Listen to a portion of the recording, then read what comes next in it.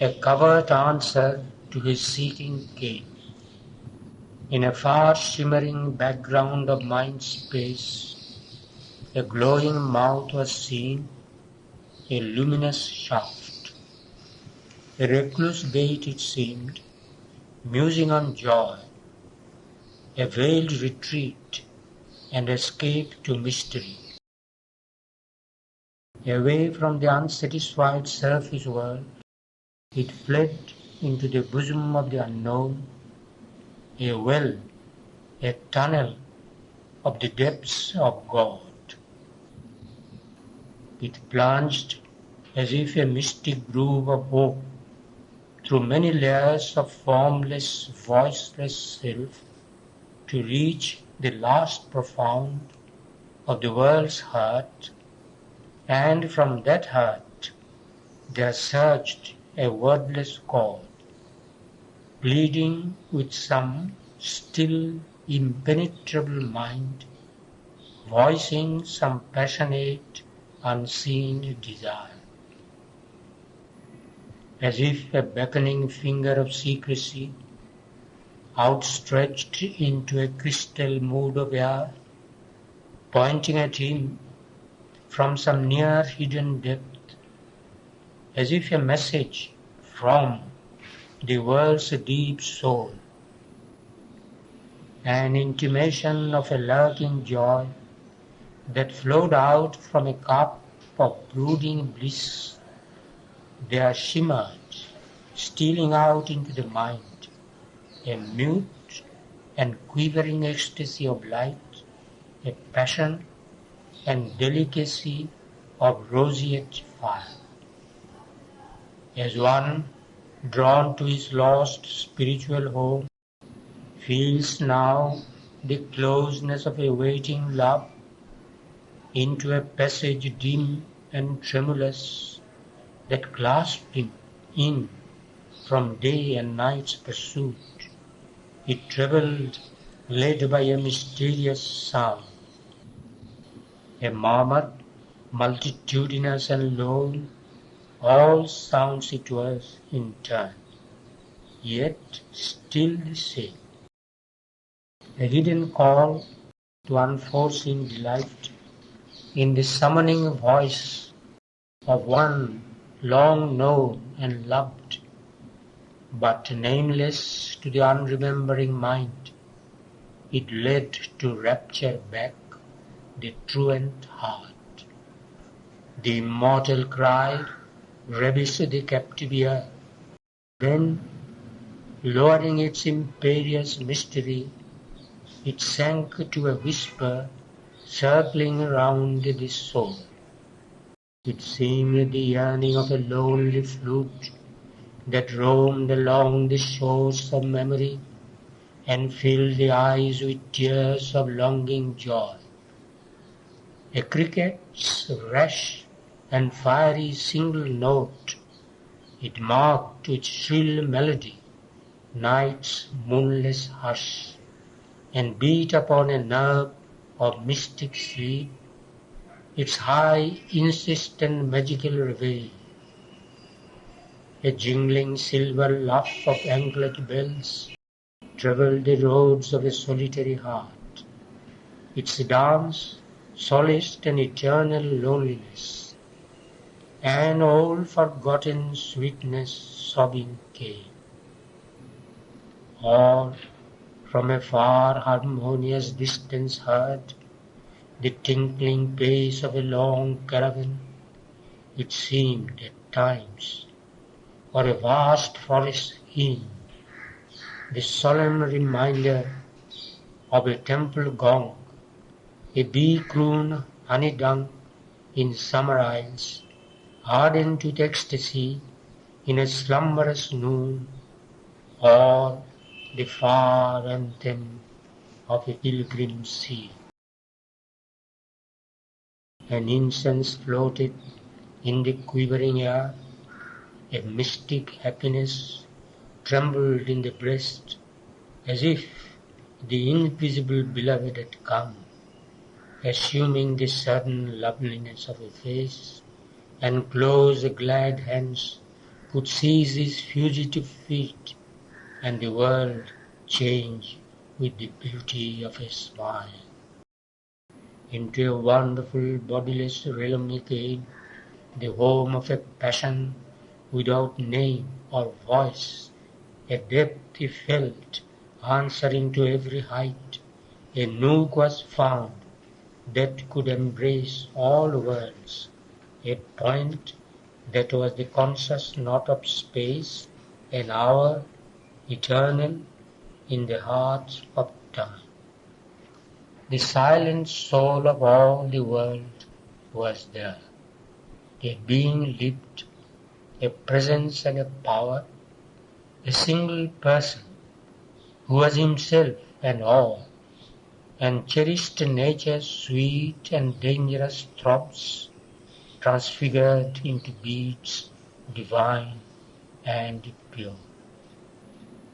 One who could love without return for love, meeting and turning to the best the worst, it healed the bitter cruelties of earth, transforming all experience to delight. Intervening in the sorrowful paths of birth, it rocked the cradle of the cosmic child and stilled all weeping with its hand of joy. It laid things evil towards their secret good. It turned wrecked falsehood into happy truth. Its power was to reveal divinity. Infinite, co-equal with the mind of God, it bore within itself a seed, a flame, a seed from which the eternal is newborn, a flame that cancels death in mortal things. All grew to all kindred and self and near. The intimacy of God was everywhere. No veil was felt, no brute barrier inert. Distance could not divide, time could not change. A fire of passion burned in spirit's depths, a constant touch of sweetness linked all hearts, the throb of one adoration's single bliss in a rapt ether of undying love. And in our happiness abode in all a sense of universal harmonies, a measureless secure eternity of truth and beauty and good and joy made one. There was the welling core of finite life. A formless spirit became the soul of form. All there was soul, or made of sheer soul stuff. A sky of soul covered deep soul ground. All here was known by a spiritual sense. Thought was not there, but a knowledge near and one, seized on all things by a moved identity, a sympathy of self with other selves, the touch of consciousness on consciousness, and being's look on being, with inmost gaze, and heart laid bare to heart, without walls of speech, and the unanimity of seeing minds in myriad forms, luminous with the one God. Life was not there, but an impassioned force, finer than fineness, deeper than the deeps, felt as a subtle and spiritual power, a quivering out from soul to answering soul, a mystic movement, a close influence, a free and happy and intense approach of being to being with no screen or check, without which life and love could never have been. Body was not there, for bodies were needed not. The soul itself was its own deathless form, and met at once the touch of other souls, close, blissful, concrete, wonderfully true, as when one walks in sleep through luminous dreams and conscious knows the truth their figures mean. There, where reality was its own dream, he knew things by their soul and not their shape. As those who have lived long, made one in love, need word nor sign, for the heart's reply to heart, he met and communed without bar of speech with beings unveiled by a material form.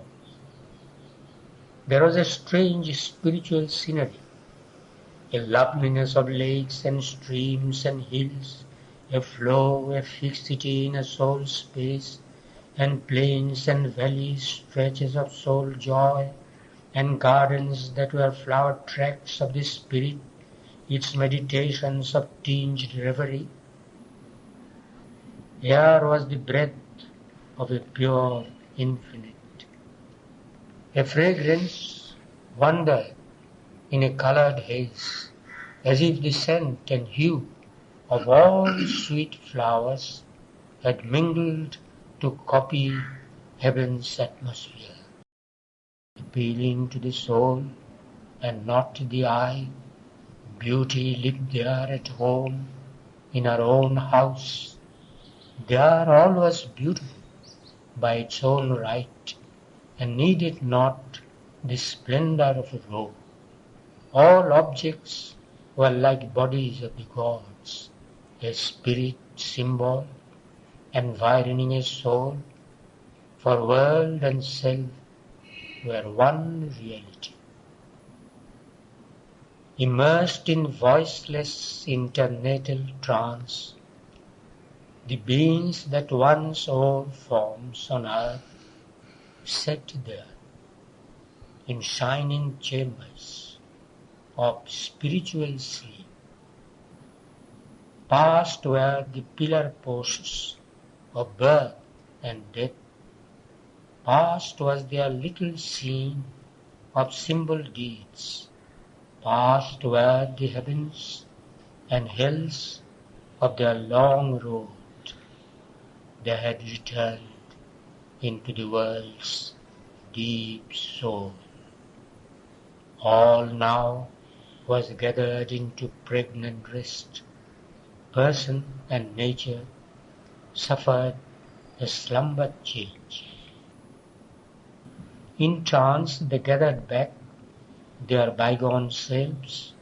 In a background, memories foreseeing muse, prophetic of new personality, arranged the map of their coming destiny's course. Heirs of their past, their future's discoverers, electors of their own self-chosen lot,